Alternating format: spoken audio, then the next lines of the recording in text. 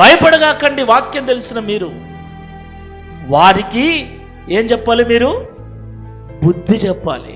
ఎవరికి? మనకే బుద్ధి లేదు. ముందు మనకే బుద్ధి రాకున్నది. ఈ వాక్యాలన్నీ మనమే మర్చిపోతా ఉన్నాం. ఇంకా వాళ్ళకేం చెప్తాం? వాక్యం ఇందురారి, వాక్యం ఇందురారని పిలిచగాకండి. మీరే వాళ్ళకు వాక్యం చెప్పండి. ఆమేన్, హల్లెలూయా. ఎందుకంటే వాళ్ళు ఎట్టు వచ్చింది లేదు, ఇక్కడ వినింది లేదు. కాబట్టి మీరు విన్న వాక్యాలన్నా వారికి చెప్పండి. కూర్చో కూర్చో, ఇక్కడ కూర్చో కూర్చో కూర్చో, నీకు 4 దేవుని మాటలు చెప్తా, కూర్చో అని మీరు విన్న వాక్యాలు అక్కడ చెప్పండి. అలాగైనా సువార్తను ప్రకటించండి. మీరు ఆత్మలో వర్ధిల్లండి. ఆత్మలో వర్ధిల్లిన వాడే అన్ని విషయాలలో వర్ధిల్లుతాడు.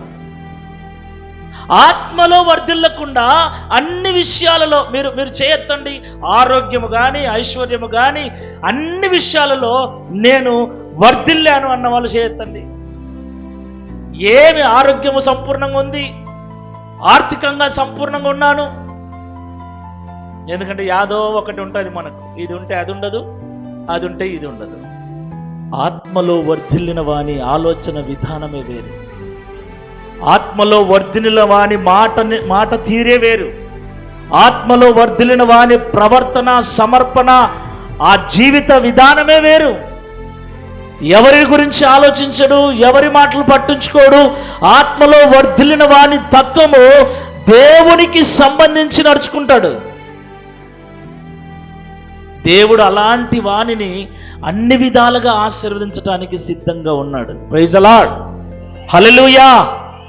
ప్రార్థనా జీవితం, పరిశుద్ధ జీవితం లేకుండా, ఆత్మీయ ఎదుగుదల లేకుండా నీ శరీరానికి సౌఖ్యం రాదు, వచ్చినది ఉండదు. నీ కుటుంబానికి ఆశీర్వాదం రాదు, వచ్చినది నిలవదు. కాబట్టి విశ్వాసులమైన మనమందరము ఆత్మలో వర్ధిల్లటానికి ప్రయాసపడాలి. ఏళ్ళు గడుస్తున్నా ప్రార్థన చేయలేం, ఏళ్ళు గడుస్తున్నా పాట పాడలేం, ఏళ్ళు గడుస్తున్నా ఏ మాట గుర్తుండదు.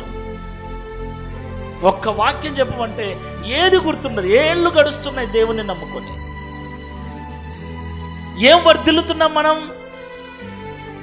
వర్ధిల్లటం అంటే ఏంటి? ఏం కోరుకుంటున్నాం దేవుని నుండి?